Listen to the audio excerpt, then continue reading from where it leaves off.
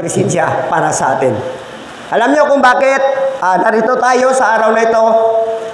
Hindi upang magsimba lamang, kundi makinig at lasapin ang salita ng Diyos na ibabahagi sa inyo o sa atin. Salamat na nandito ako upang magamit uli ng Diyos. Nandito upang alam ko na ito'y ayon sa kanyang kalooban.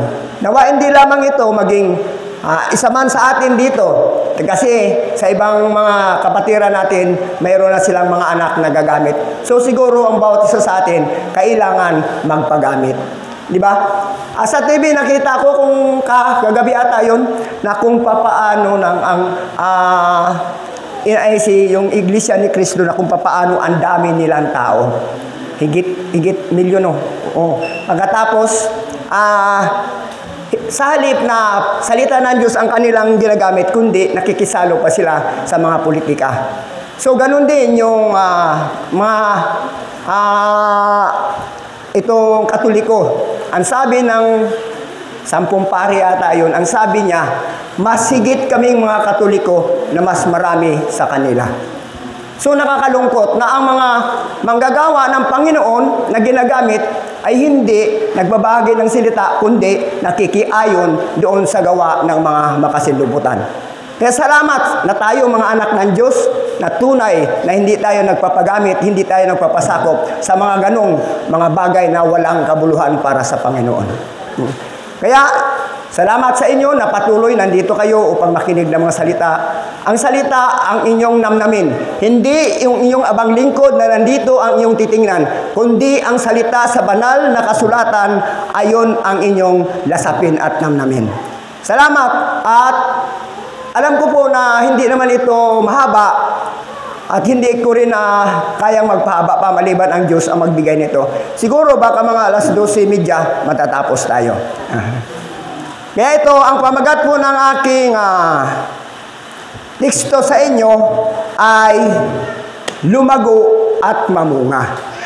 Yun po, lumago at mamunga.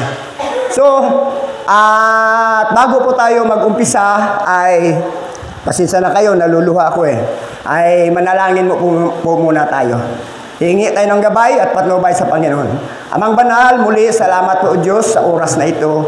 Salamat sa iyong abang lingkod na ginamit mo upang magpahayag na iyong salita. Nandito upang o Diyos maibahagi ko sa mga anak mo nandito nakikinig. Alam ko o Diyos, nandiyan ka upang ako'y bigyan ng sapat na karunungan upang ang salita mo o Diyos ay maunawaan nila at higit sa lahat maipamuhay namin ito na mayroong kaayusan na nagmula sa iyo. Salamat o Diyos na hinango mo kami sa kadiliman at ikaw ang liwanag na nagbigay sa amin upang patuloy namin makamtan ang liwanag na nagmula sa iyo. Salamat o Diyos na hindi mo ko pinababayaan. Ganon din sa mga problemang dumating sa amin, nandiyan ka. Ang mga problemang iyon ay hindi mo ibinigay sa amin na manatili, kundi ikaw ay umaayos para sa amin. Salamat sa mga kapatid mo na nadapa at muli mong binangon. At salamat din sa mga kapatid mo naglaylo na naghinto mo na sa kanilang pananampalataya sa iyo, pero nandiyan ka upang ibalik sila, ibangon sila upang makarating dito sa iyong baysambahan upang makinig uli na iyong salita. Salamat po sa oras na ito, Diyos. Salamat na ikaw po ang siyang mag-ingat sa amin at higit sa lahat ang salita mo siyang manatili sa aming mga puso at isipan. Muli, ibinabalik ko ang pinakamataas na papuri sa banal na Diyos sa makapangyarihang pangalan ng aming Panginoon Kristo. Amen. Amen.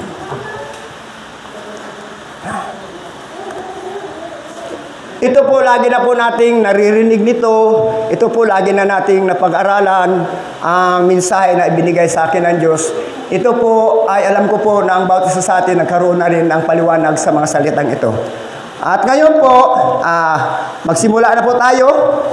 Buksan po ng ating mga banal na kasulatan sa Mateo 13, talatang 3 hanggang 7. Ito po. At kung nakita na po ninyo, Mateo 13, talatang 3, 4 hanggang 7. Basahin ko na po. Parang maliwanag patang walang salamin. Sige lang. Okay. Sa 3, sinasabi, at sila'y tinuruan niya ng maraming bagay sa pamamagitan ng mga talinghaga. Ganito ang sinabi niya, may isang magsasakang lumabas upang maghasik. Sa kanya, pang-4, sa kanyang paghasik ay may mga binhing nalaglag sa tabi ng daan. Dumating ang mga ibon at tinuka ang mga iyon. Dito na po sa 5, may mga binhi namang nalaglag sa mabatong lupa. Dahil manipis lang ang lupa roon, sumibol agad ang mga binhi. Ngunit sa 6, natuyo agad ang mga ito nang mabilad sa matinding init ng araw, palibhasa ay mababaw ang ugat. Okay? Sa 7, sinasabi dito, may mga binhi namang nalaglag sa matinik na halaman. Lumago ang mga halamang matitinik at sinakal ang mga ito at ang mga binhing tumubo roon. Okay, salamat po sa salita ng Diyos na patuloy niyang pinagkaloob sa akin at salamat din na patuloy na magagamit ako sa salita ng Panginoon. So dito, sinasabi po dito sa una, ang sinasabi po dito sa una, kapag ang isang tao ay nakinig ng mensahe tungkol sa paghari ng Diyos, ngunit hindi naman niya iyon inunawa, siya ay katulad ng binhing nalaglag sa daan. Ang binhing sinasabi ng Panginoon ay ang kanyang salita.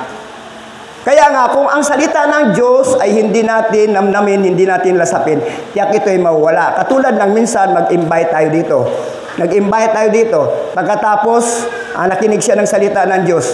Pero hindi na siya nakabalik. Kaya hindi na siya nagpatuloy. Bakit? Sapagkat minsan lang niya narinig ang salita ng Diyos. Kaya tayo naman mga anak ng Diyos, wala tayong ganito na hindi nagpatuloy.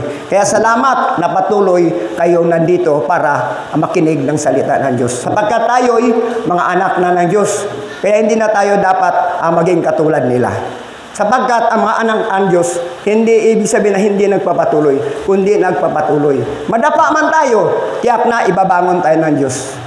Bakit? Sapagkat nandoon ang presensya ng Diyos sa ating mga puso. Di ba? Hindi tayo katulad nito na nakinig lang saglit. Pagkatapos, dinala na siya ng diablo. Kasi nga, marami siyang pinagkaabalaan sa paligid.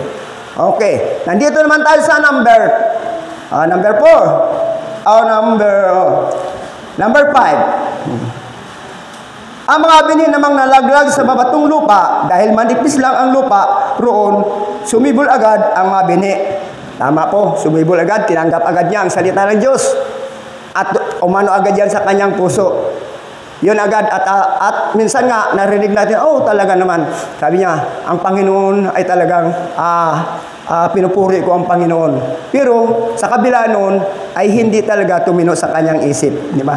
Ang sabi nga, may mga binhi na may nalalaglag sa mabatong lupa dahil manipis lang ang lupa roon, hindi sumibol agad. Kaya napakalungkot na mga ganong bagay ay talagang natatalo sa mga dito sa gawain ng mga sanglibutan. At ito naman ang sinabi rito sa 6. Natuyo agad ang mga ito at nabibilad sa matinding init ng araw, palibhasa ay mababaw ang ugat. No? Ang katulad naman ng binhing nalaglag sa mabatong lupa ay ang taong nakinig ng mensahe na kaagad masayang tumanggap nito. Ngunit hindi tumitimo ang mensahe sa kanyang puso. Sandali lamang itong nanatili at pagdating ng mga kapighatian at pagsubok dahil sa mensahe agad siya ay tumalikod sa kanyang pananampalataya. So, nakakalungkot. Napakinig na siya ng salita ng Diyos. May mga bagay lang na hindi niya kayang iwanan. May mga bagay na tumuksok sa kanya, mas lalo na kung ang nakapaligid sa kanya ay walang relasyon sa Panginoon. So, madali lang siyang madala ng gawa ng mga kasanlibutan. Kaya, mahirap na tayo ay tumingin sa ating nakapaligid, tumingin dito sa mga anumang bagay na ating pagnasaan. Pero higit talaga ang salita ng Diyos na manatili sa ating mga puso. Bakit? Sapagkat tayo ay mga anak ng Diyos. Dati, ganun tayo. Ako dati, dyan sa Katoliko, ay may anak akong abnormal na talagang yan, alam nila ng taga-Makinit. Namatay yun 15 anyos, pero laking hirap ko. Hindi ako makapaghanap buhay. Bakit? Meron siyang kapansanan, hindi mo pwedeng iwanan. O kailangan subuan mo siya, dumumumi siya, kailangan ikaw lahat ang maglinis nun. Pero salamat sa Panginoon kasi dyan, araw-araw ako tuwing linggo, kung ano may mga gawain, maaga pa nandyan ako, alas 6. Pero wala akong natutunan, wala akong alam sa mga salita ng Diyos. Kaya salamat sa salita ng Diyos na patuloy na ipinagamit niya ako, ginamit niya ako para ang salita niya ay maibahagi ko sa inyo. Salamat sa mga salita niya na patuloy natin itong panghawakan. Kaya nga, ang mga pagsubok nandoon na yun. Pero kung mga anak tayo ng Diyos, hindi tayo matitilag sa pagsubok sapagkat ang sabi ng Panginoon, wala siyang pagsubok na ibinigay na mabigat para sa atin, kundi ang pagsubok na ayon sa kanyang puso na kaya natin. Sapagkat ang anak ng Diyos ay hindi pinapabayaan. Basta magtiwala ka lang. Ano ang mga tukso sa paligid katulad ngayon? Natutukso. Tinutukso ako. Kahapon pa tinutukso ako. Kapatid na seryo, bakit hindi ka magbiyahe? Kasi ang hanap buhay ko sa walk-in. Mag-aabang kami ng bangka doon sa may office, sa Makinit, sa basketball court. Marami na mga foreigner ngayon, lalo pa ngayon na marami nga may cruise ship. Sabi nga ni kapatid na Roger, hala, halos hindi kami makadaan. Kasi nga ang daming tao. Yun, sila naghahabol, sabi na, hindi ka magbiyahe. Sabi ko, inyo na yan. Sabi ko, marami pang araw bibigay sa akin ng Diyos. Ang importante, nandito ako sa bahay-sambahan ng Panginoon. Kaya sabi ko, bukas kikitain ko rin yan. Bakit? Ibibigay ng Diyos yan sa akin. Ang masigit akong kumikita dito sapagkat ginamit ako ng Panginoon upang magpahayag ng kanyang salita. Diba? Amen po ba? Amen. Palakpakan natin ang Diyos, no? Ito naman sa 7, sinasabi dito, may mga binhi namang nalaglag sa matinik na halaman, lumago ang mga halamang matinik at sinakal ang mga ito, ang mga binhing tumubo roon. Tama. Hindi yung sa halaman na, totoo naman kahit magtanim ka ng palay sa mga taniman, may mga damong ligaw na tutubo. Ito tungkol to sa ating buhay. Bilang mga Kristiyano, bilang mga anak ng Diyos, maraming hadlang. Maraming mga ibibigay ang dyablo para sa atin upang hindi tayo makapunta sa bahay-sambahan ng Panginoon. Upang hindi tayo makapakinig ng salita ng Diyos. Pero ito lang masabi ko sa iyo, higit sa lahat, lagi tayong magbabasa ng banal na salita sapagkat ito ay ang pagkain ng ating spiritual na pamumuhay. Di ba? Marami ngayon ang sinabi nga rito, ang binhi namang nahulog sa may matinik na halaman ay mga taong nakikinig ng mensahe, ngunit dahil sa pagkabalisa sa maraming mga bagay at pagkahumaling sa kayamanan, nawala ng puwang sa kanilang puso. Marami. Hindi lamang yan. Marami talaga, lalo na paghanap ng pera. Tapos kung wala ka ng pera, mas lalo naguguluhan ka. Kasi lahat naman, kami nga, lahat, may mga utang, mga mayaman, may mga utang, malalaki ang utang yan, milyon para sa kanilang negosyo. Lahat tayo mayroon. Pero, ang sabi ng Panginoon, ipagkatiwala lang niyo sa akin. Huwag kayong mabalisa. Sapagkat nandiyan siya upang magbigay ng katugunan sa bawat pangailangan natin. Ang nais lang ng Diyos, ipagkatiwala natin ang ating sarili sa Kanya. Yan sabi ko, anin ko man kung kumita kayo dyan, kasi pag ganyan may cruise ship, kumikita sila 1,000. O ang gasolina, wala pa 1 litro, mauubos mo kasi malapit lang ang sertipikados. Hindi ko hinangad yun. Masigit ang kayamanan na makamtan ko sa araw na ito sapagkat nandito ako sa piling ng Panginoon. Di ba? Kaya huwag tayong mahumaling sa mga bagay na ito sapagkat nilikha lang ng Diyos ito. Nag-usap mga kami kananay Nimpa. Sabi ko nanay Nimpa, lupa nyo, hindi pa nabinta, pero buhayaan mo na yun. Ang Diyos nang bahala dyan. Kung di ka looban mo bumenta ang lupa, walang problema. Bakit? Masigit ang lupa na mayaman tayo sa piling ng Panginoon. Di ba? Di ba? Kaya nga sabi ko nga sa may bahay ko, hayaan mo na yan. Kumita tayo 300. Minsan kung magandang kita, kumikita kami 1,000. Kumita kami 1,000. Kahapon, kumita rin ako ng hatian kami. Sabi ko hatian tayo.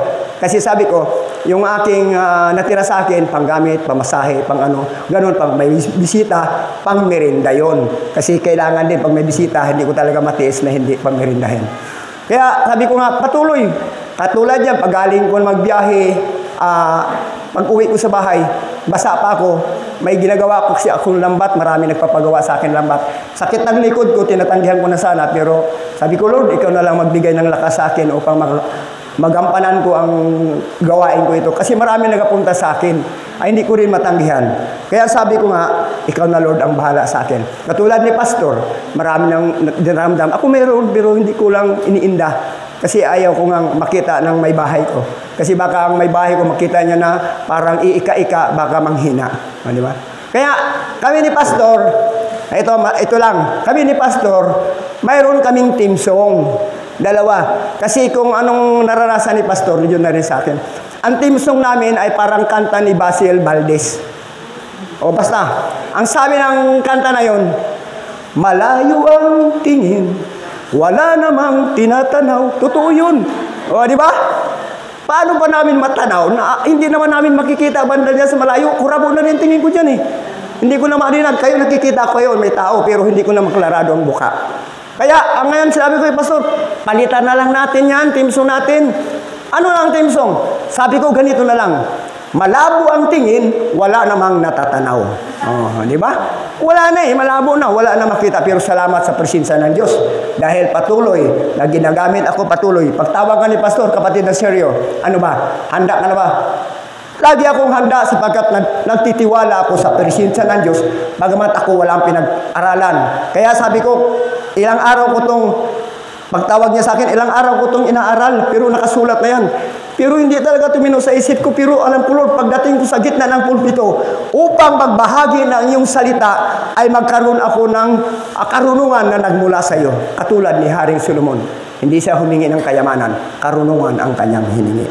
Di ba? Napakasarap. Tapos, dito na tayo. Oh.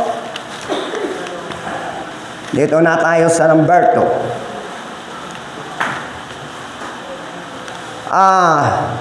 Sa number 8, hanggang 9 pala to, number 8. Ngunit ang binhing nasig sa matabang lupa ay namunga na may tigi 100, may tigi 160, at may tig 30. Ang sabi dito sa 9, makinig ang may pandinig. Tama po, dito na tayo. Pupukus sa mga salita ng Diyos na ibinigay sa atin. Kaya ang pamagat ko po, lumago at mamunga. Kasi, kailangan talaga sa mga anak ng Diyos, lumago muna bago mamunga. Ay kung walang paglago sa ating mga puso ang salita ng Diyos, paano tayo makapamunga? Di ba? Kaya nga, araw-araw, sabi nga sa kanta natin, araw-araw higit siyang tumatamis. O, di ba? Araw-araw higit siyang tumatamis. Bakit? Sapagkat ang salita ng Diyos kailangan araw-araw natin namnamin. Ano man dumating sa ating mga pagsubok, ano man mga problema, pasalamatan natin, magpupuri tayo sa Diyos, duwalhatiin natin ang kapangyarihan ng Diyos upang mahayag tayo sa kanyang kalooban. Ganon din, ang salita niya mahayag sa ating puso at isipan. Makita man ito ng mga taong walang relasyon sa Panginoon, makikita nila sa kabila ng ganyan, wala nang halos makain, sa kabila ng ganyan, masaya pa rin sila. Sa kabila na walang hanap buhay, masaya pa rin sila.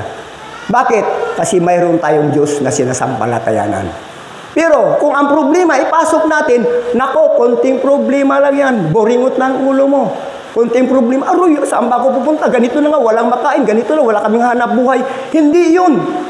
Ang importante, ang sabi nga ng Panginoon, ipinagkaloob sa atin ang kagalakan, kapayapaan, kahinahunan, at higit sa lahat, pag-ibig na nagmula sa Kanya.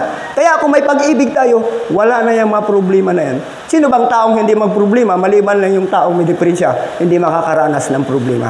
Lahat tayo may problema, pero ibigay natin ito sa Diyos. Ngayon, para tumubo at mamunga ang salita ng Diyos, kailangan manatili ang salita ng Diyos. Ang sabi nga, siksik, liglig, umaapaw.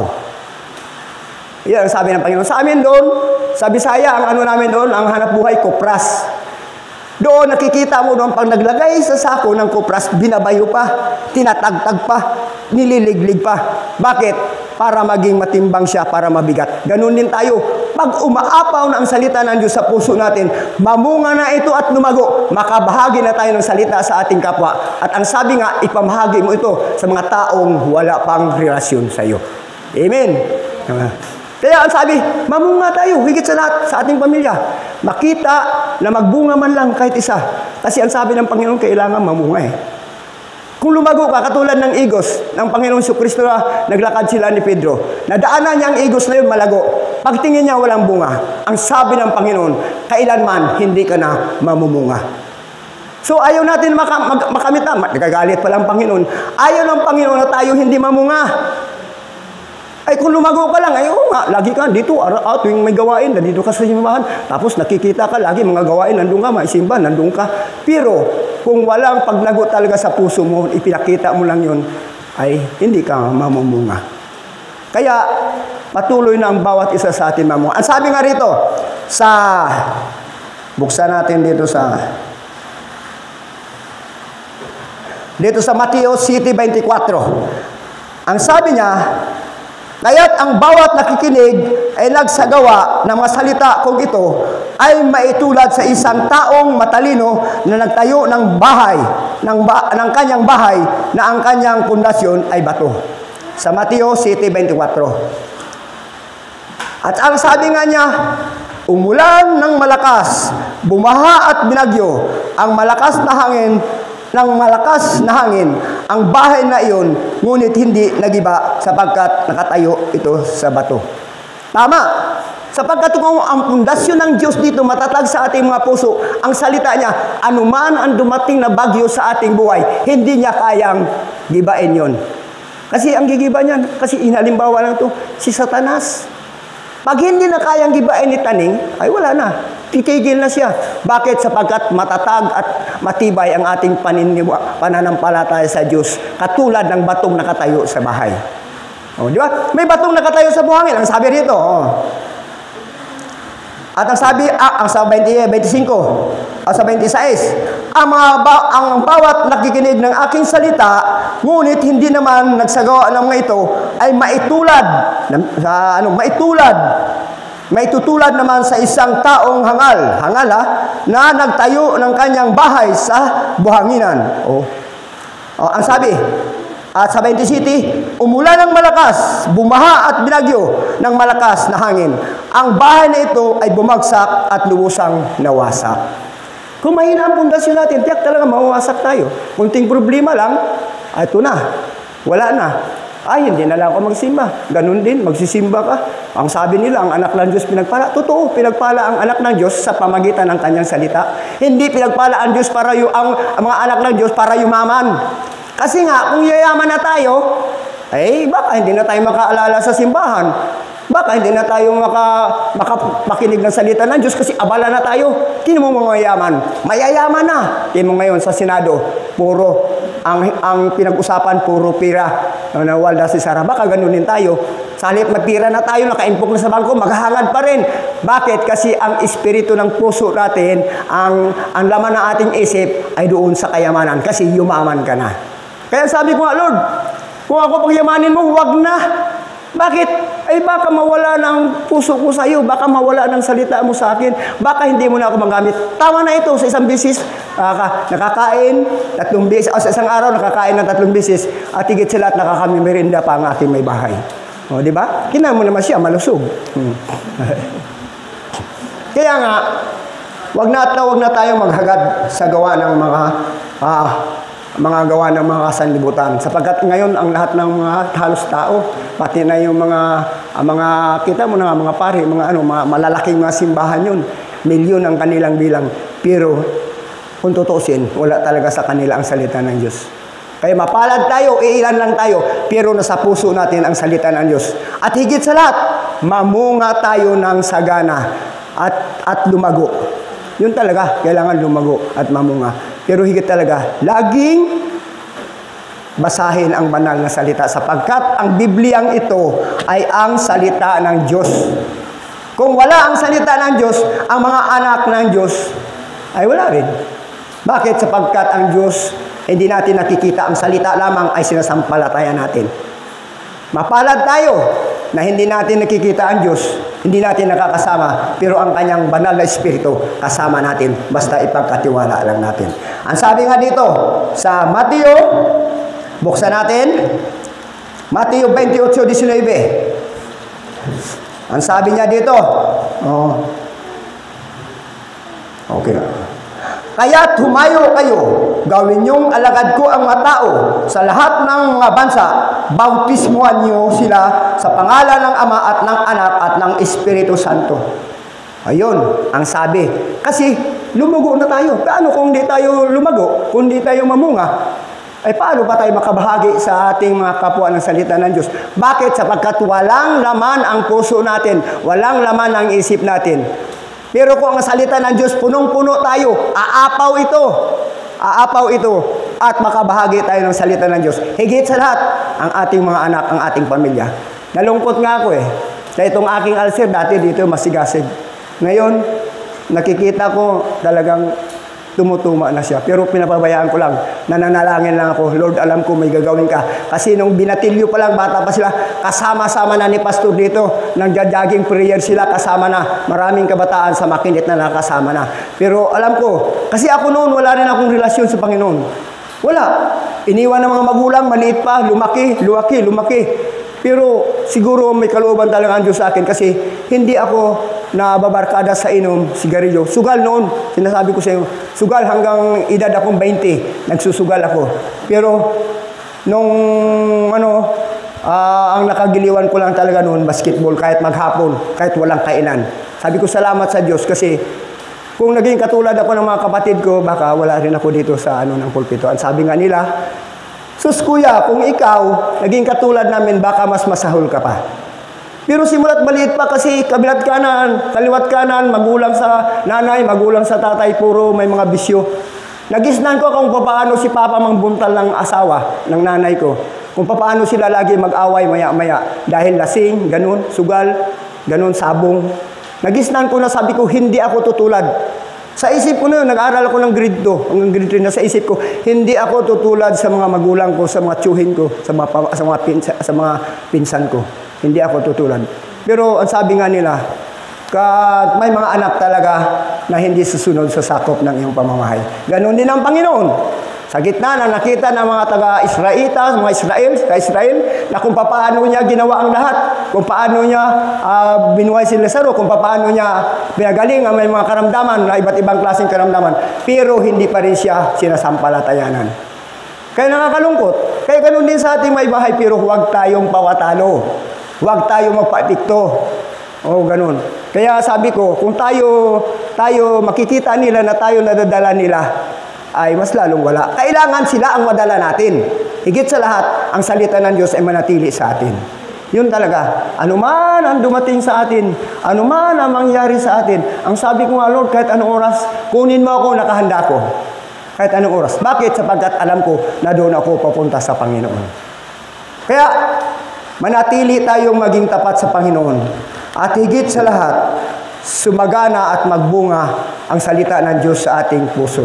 Kasi kung lalago lang tayo na walang bunga, ang sabi nga ng Panginoon, katulad ng ubas na walang bunga, baka sabihin ng Panginoon. Ang sabi nga, maraming kumakatok, maraming tumatawag, Panginoon, Panginoon, pero hindi makapasok sa kaharian ng Panginoon. Bakit? Sapagkat paimbabaw lang ang kanilang pagtangkili, paimbabaw lang ang pagtawag nila sa Panginoon. Wala sa puso. Mapalad tayo sapagkat nasa puso natin ang salita ng Diyos. At higit sa lahat sa ating paglabas na ito, higit sa lahat makita nila na nagliwanag ang salita ng Diyos, umaapaw at siksik lumilig sa ating mga puso. Tayo po'y manalangin. Dakilang Diyos amang banal, muli pinupuri ka po namin. Pinapasalamatan o Diyos. Salamat o Diyos sa iyong abang lingkod na narito, na patuloy o Diyos na magamit mo. Ang dalangin ko lamang o Diyos, hindi lamang ako, maging ang mga anak mo na nandito, magagamit sila para sa iyong gawain. Alam ko po o Diyos na nandiyan ka, at alam ko po o Diyos na may layunin ka sa bawat isa sa amin. Ang dalangin ko lang o Diyos, patuloy na maging kagamit-gamit ako sa pagbahagi na iyong salita. Tulungan mo ako Diyos, sapagkat wala akong kakayahan, maliban na ikaw magbigay sa akin ng karunungan. Maraming salamat sa buhay ni Pastor Vic. Maraming salamat sa kanyang pamilya. Sa lahat mga narito mga anak mo, maraming salamat sa kanilang buhay. Pagpalain mong araw nito para sa amin at dakilain ka nawa at maging karapat-dapat kami sa iyo sa araw nito. Ganon din, dinadalangin ko na rin o Diyos ang aming gawain mamayang hapon pagkatapos namin kumain. Patuloy, O Diyos, na yayabong ang salita mo sa amin at ganun din po ng mga anak na gagamitin mo upang magbahagi na yung salita. Pagpalain mo ang kanilang buhay at higit sa lahat, O Diyos, ang salita mo ang siyang matahayag. At ganun din, kaming tagapakinig ay maunawaan namin ang salita mo. Maraming salamat. Ibinabalik ko ang pinakamataas na papuri sa pangalan ng aming Panginoon Kristo. Amen.